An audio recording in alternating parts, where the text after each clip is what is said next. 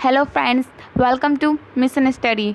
सो friends, आज के इस वीडियो में हम भाषा विज्ञान के टॉपिक पढ़ेंगे। आज हम ध्वनि परिवर्तन के कारण पढ़ेंगे।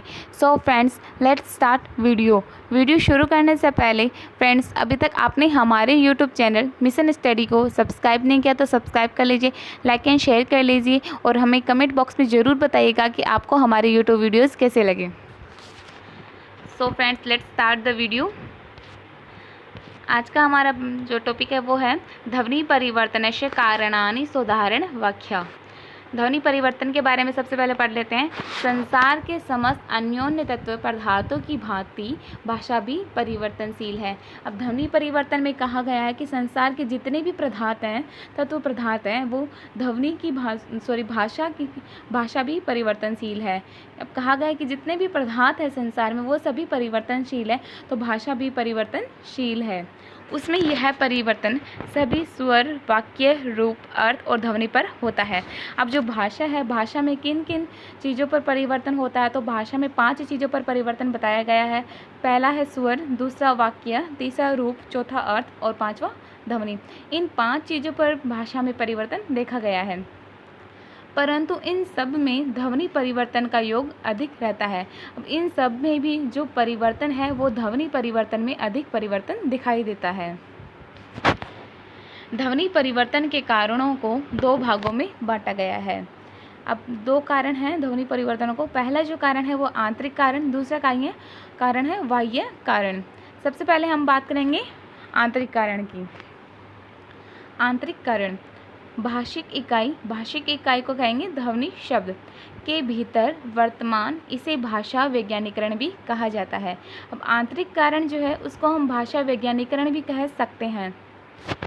अब इसके अंतर्गत कारण है, पहला जो कारण है वो है प्रयत्न, लाघव या मुख सुख। इसमें बोला गया है कि प्रयत्न जो लाघव होता है या फिर हम इसको मुख सुख भी कह सकते हैं। इसे उच्चारण सुविधा या उच्चारण सौंदर्य भी कहते हैं। अब प्रयत्न, लाघव या मुख सुख को हम उच्चारण सुविधा भी कह सकते हैं और उच्चारण सौंदर्य भी कह सकते हैं। यह कारण ध्वनि परिवर्तन का प्रमुख कारण है। प्रयत्न, लाघव या मुख सुख जो है यह ध्वनि परिवर्तन का प्रमुख कारण है। मनुष्य में स्वभावतः यह सहज प्रवृत्ति देखी जाती है। अब मनुष्य में कौन सी स्वभावतः प्रवृत्ति देखी जाती है कि वह अल्पकाल में ही अल्प श्रम से अधिक काम करने का पक्षधर होता है। अब बोला गया जैसे देख लो कि मनुष्य में स्वभावतः यह सहज प्रवृत्ति देखी जाती है। अब जो प्रवृत्ति है वो है कि वह मनुष्य जो है वो अल्पकाल में ही अल्प श्रम से, यानी कि जो थोड़े श्रम से अधिक काम करने का पक्षधर होता है। मनुष्य क्या होता है कि कम एज में है ना, मतलब कम परिश्रम करके मतलब अधिक से अधिक काम का जो है पक्षधर हो जाता है। यही प्रवृत्ति उसकी ध्वनियों के उच्चारण में भी देखी जाती है। अब ये जो उनकी प्रवृत्ति है मनुष्यों की काम के प्रति, यही प्रवृत्ति उनकी ध्वनियों के उच्चारण में भी देखी जाती है। वस्तुतः ध्वनि परिवर्तन का सबसे प्रमुख कारण प्रयत्न, लाघव है। अब ध्वनि परिवर्तन का सबसे प्रमुख जो कारण है वो बता दिया गया, प्रयत्न, लाघव या मुख सुख, जिसे हम उच्चारण सुविधा या उच्चारण सौंदर्य भी कह सकते हैं। दूसरा कारण है लघुकरण की प्रवृत्ति। यद्यपि इसे मुख सुख के अंतर्गत ही समाहित किया जाता है।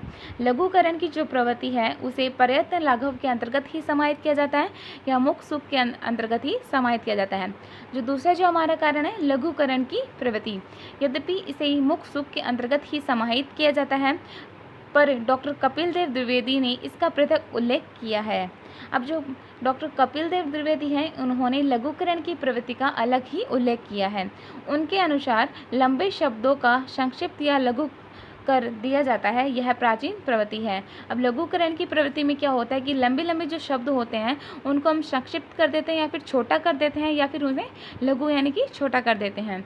यह कौन सी प्रवृत्ति है? यह प्राचीन प्रवृत्ति है। तीसरा कारण है परिवेश। कभी कभी आसपास की ध्वनियों के कारण किसी ध्वनि में परिवर्तन हो जाता है। अब परिवेश का मतलब होता है इसमें कुछ न कुछ परिवेश हो जाता है। अब कभी आसपास की जो ध्वनियाँ होती हैं उनमें भी कुछ न कुछ परिवर्तन हो जाता है। उदाहरणतः कुंचिका में कुंजी, ग्रह में घर, घोटक में घोड़ा आदि में च, ग, न में परिवर्तन परिवेश का प्रभाव परिणाम है।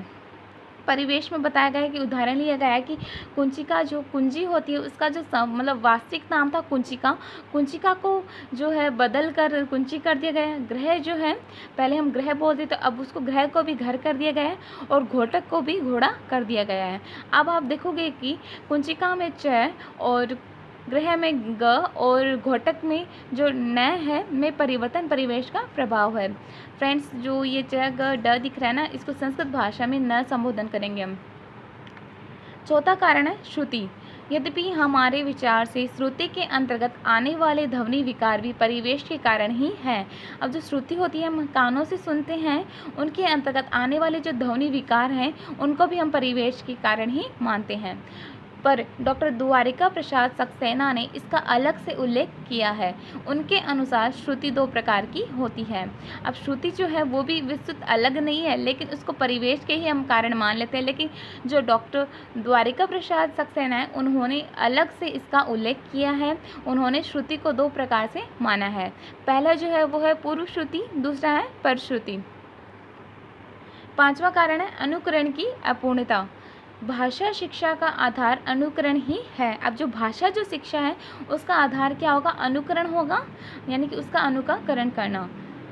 अपूर्ण अनुकरण के कारणों में वाक्यत्व की त्रुटि, अज्ञान आदि प्रमुख है। इस कारण कुछ शब्दों में परिवर्तन हो जाता है। अब इस कारण क्या होता है? अनुकरण की अपूर्णता होती है तो उसमें कुछ शब्दों में परिवर्तन हो जाता है। छठा कारण है उपमान। इसे अंध सादृश्य भी कहते हैं। उपमान को हम क्या कह सकते हैं? इसे हम अंध सादृश्य भी कहते हैं। प्राय मानवों में यह प्रवृत्ति देखी जाती है कि वे किसी प्रचलित शब्द की ध्वनियों के समान ही उससे मिलते जुलते शब्द का सादृश्य के आधार पर उच्चारण करने लगते हैं। अब मानवों में कौन सी प्रवृत्ति देखी गई है? तो उनमें देखा गया है कि वे किसी प्रचलित शब्द को जो उन्होंने बार बार सुना हो उसके लिए उनके लिए प्रसिद्ध हो शब्द को समान ही उनसे या फिर उनसे रिलेटेड जो शब्द होते हैं उनका सादृश्य आदि के आधार पर, यानी कि उन्हें सुन लेते हैं शायद के आधार पर उच्चारण करने लगते हैं।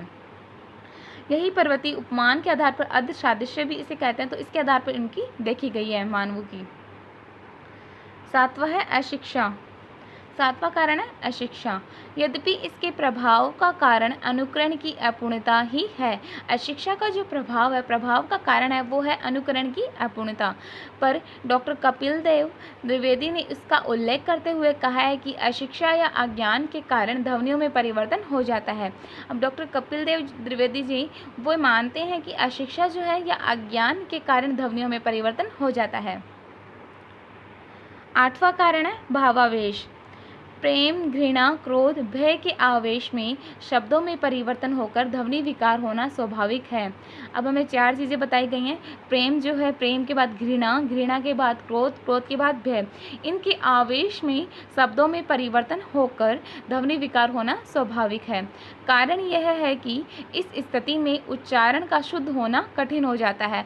अब इस स्थिति में हम प्रेम की स्थिति में हो, घृणा की स्थिति में हो, चाहे क्रोध की स्थिति में हो, चाहे भय की स्थिति में हो, इसमें क्या होता है कि हम उच्चारण का शुद्ध होना कठिन हो जाता है। इसमें हम उच्चारण ढंग से नहीं कर पाते या भावावेश के कारण स्वतः बदल जाता है। अब जो भावावेश है इस स्थिति में जो चार स्थितियां बताई गई हैं पूर्व में, प्रेम, घृणा, क्रोध, भय, इनके आवेश में आकर हम इसका उच्चारण ढंग से नहीं कर पाते या जो हमें जो आवेश हो जाता है उसके स्वतः ही बदल जाते हैं। नौवां कारण है बलाघात।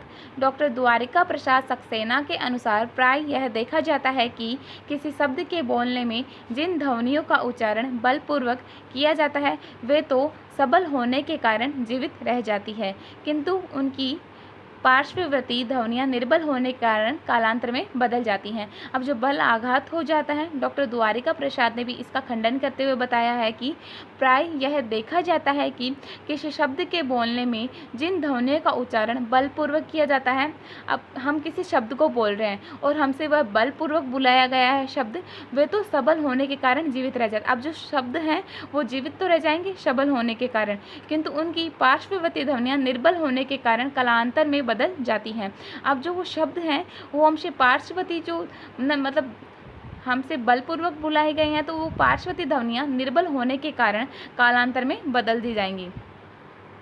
10वां कारण है कृत्रिमता। यह प्रवृत्ति कुछ शब्दों को तोड़ मरोड़ कर बोलने में देखी जाती है। जो कृत्रिमता होती है उसके बारे में कहा गया है कि यह प्रवृत्ति कुछ शब्दों को तोड़ मरोड़ कर बोलने में देखी जाती है, जिसे बनावटीपन भी कहा जाता है। कृत्रिमता को हम एक तरीके से बनावटीपन भी कह सकते हैं। साथ ही कुछ बनावटीपन यादृच्छा शब्द भी गढ़ लिए जाते हैं। अब बनावटीपन में यादृच्छा शब्द भी गढ़ लिए जाते हैं, यद्यपि इनका स्थायी प्रभाव नहीं होता, फिर भी ये बोले तो जाते ही हैं। कृत्रिमता है, इनका कोई स्थायी प्रभाव नहीं रहता, फिर भी ये बोले जाते हैं। इनका जो मतलब बताया गया जो ये बनावटीपन की होती है। कृत्रिमता कैसी होती है? तो कृत्रिमता जो है वो बनावटीपन की होती है। इनमें यादृच्छा शब्द भी गढ़ लिए जाते हैं। 11वां कारण है भ्रामक व्युत्पत्ति। कभी कभी भ्रमवश कुछ शब्दों को स्वभाव के अनुरूप बना लिया जाता है। अब भ्रामक यानी कि हम भ्रम कर लेते हैं, भ्रामक व्युत्पत्ति हो जाती है। कभी कभी हम अपने मन से, हम अपने भ्रम से कुछ शब्दों को स्वभाव के अनुरूप बना लिया जाता है। प्राय दूसरी भाषा को अपनी भाषा में लेते समय ये परिवर्तन हो जाया करता है। अब हम किसी दूसरे की जो लैंग्वेज को अपनी लैंग्वेज में ले रहे हैं तो उसमें कुछ न कुछ जो है चेंजेस होंगे ही। इसका 12वां कारण है लिपि की अपूर्णता। डॉक्टर द्वारिका प्रसाद सक्सेना के अनुसार बहुत से ध्वनि विकार इसलिए भी हो जाते हैं कि सभी लिपियों में सभी भाषाओं की ध्वनियों को अंकित करने वाले ध्वनि चिन्ह नहीं होते, और यदि किसी लिपि में किसी विदेशी ध्वनि को अंकित करने का प्रयास किया जाता है तो उसको पढ़ने वाले कुछ पढ़ जाते हैं। अब लिपि की जो अपूर्णता होती है हमें उसका ज्ञान होना भी जरूरी है। इसके बारे में डॉक्टर द्वारिका प्रसाद सक्सेना जी कहते हैं कि अनुसार बहुत से ध्वनि विकार इसलिए भी हो जाते हैं। अब ध्वनियों में जो विकार है वह इसलिए भी हो जाते हैं कि सभी लिपियों में जो है सभी भाषाओं की ध्वनियों को अंकित करने वाले ध्वनि चिन्ह नहीं होते। अब जैसे कि जो जितनी भी लिपियाँ हैं उनमें जितनी भी भाषाएँ हैं उनको अंकित करने के लिए इतने ध्वनि चिन्ह नहीं होते, और यदि किसी लिपि में किसी विदेशी ध्वनि को अंकित करने का प्रयास किया जाता है, अब जैसे कि कोई लिपि है उसमें हमें कुछ विदेशी चिन्ह को अंकित करना है तो उसको पढ़ने वाले कुछ का कुछ पढ़ लेते हैं। अब जरूरी नहीं है कि आपने जो लिखा उसे हम भी समझ लें। दूसरा कारण है बाह्य कारण। इतने सारे जो कारण है, हमने ये आंतरिक कारण की बात की थी, अब हम बात करेंगे बाह्य कारण की। बाह्य कारण। डॉक्टर द्वारिका प्रसाद सक्सेना ने ध्वनि परिवर्तन के बाह्य कारण 3 स्वीकार किए हैं। पहला व्यक्तिगत, दूसरा भौगोलिक, तीसरा ऐतिहासिक। जो बाह्य कारण है वह 3 प्रकार का बताया गया है। पहला व्यक्तिगत, दूसरा भौगोलिक, तीसरा ऐतिहासिक। डॉक्टर कपिल देव द्विवेदी और डॉक्टर भोलानाथ तिवारी ने कुछ अन्य बाह्य कारणों का उल्लेख किया है, लेकिन जो डॉक्टर कपिल देव द्विवेदी है और डॉक्टर भोलानाथ तिवारी है उन्होंने बाह्य कारणों का अलग ही उल्लेख किया। लेकिन हम यहाँ पर डॉक्टर द्वारिका प्रसाद सक्सेना ध्वनि कारण बताए थे, उन्होंने 3, पहला व्यक्तिगत, दूसरा भौगोलिक, तीसरा ऐतिहासिक। हमने इतने सारे कारण स्वीकार कर लिए हैं। अब हम देखेंगे प्रयोग के आधार पर। जो बाह्य कारण है वो देखेंगे हम प्रयोग के आधार पर।